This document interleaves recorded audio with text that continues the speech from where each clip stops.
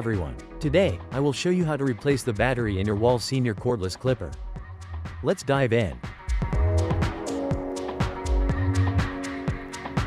Start by loosening the 3 screws on the top cover using a Phillips head PH0 screwdriver. Use a prying tool to loosen the top cover carefully. Remove the old battery. Replace it with the Cameron Sino CSWXH 938XL battery.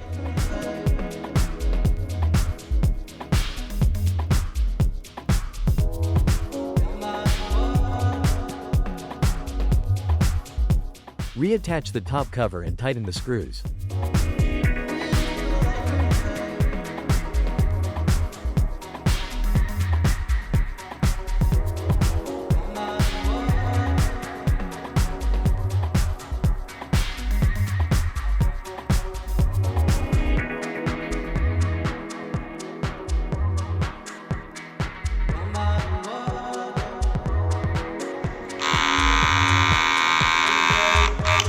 That's all for our tutorial.